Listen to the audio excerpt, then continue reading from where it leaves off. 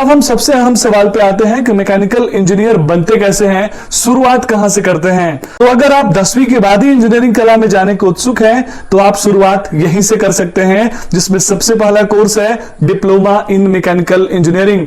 यह एक 3 वर्ष का अवधि का कोर्स है जो 3 वर्षों बाद आपको मशीनों के प्रैक्टिकल ज्ञान के साथ साथ डिप्लोमा इंजीनियर की उपाधि भी देगा।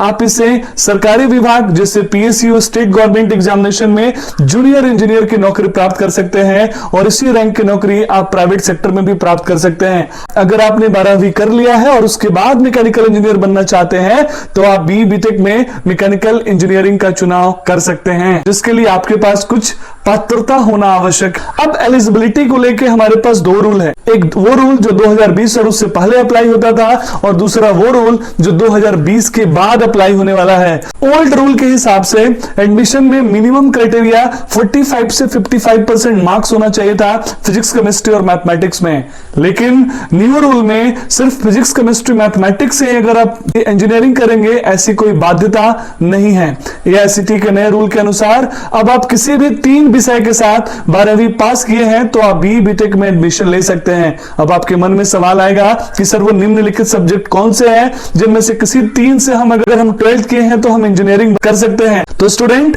आइए एक एक करके उन सारे सब्जेक्ट्स के बारे में जान लेते हैं। डियर स्टूडेंट, आपके सामने वो सारे सब्जेक्ट्स का लिस्ट है। आप वीडियो को पॉज करके एक एक करके सारे सब्जेक्ट को पढ़ लीजिए और क्रॉस चेक कर लीजिए कि आपने इनमें से कौन सा 3 सब्जेक्ट लिया है। आप इसका डिटेल डिस्क्रिप्शन बॉक्स से डाउनलोड कर सकते हैं। अब क्वेश्चन ये है कि क्या सिर्फ मार्क्स का क्राइटेरिया फुलफिल करके हम आईआईटीज और एनआईटीज कॉलेजेस में एडमिशन ले सकते हैं? नहीं, ऐसा तो नहीं होने वाला, क्योंकि अगर आप आईआईटीएन बनना चाहते हैं या एनआईटीएन बनना चाहते हैं तो आपके पास आईआईटी जेईई का वैलिड स्कोर कार्ड होना चाहिए, जिससे आप इंडिया के टॉप इंस्टीट्यूट्स में बीटेक इन मैकेनिकल इंजीनियरिंग का कोर्स कर सकते हैं।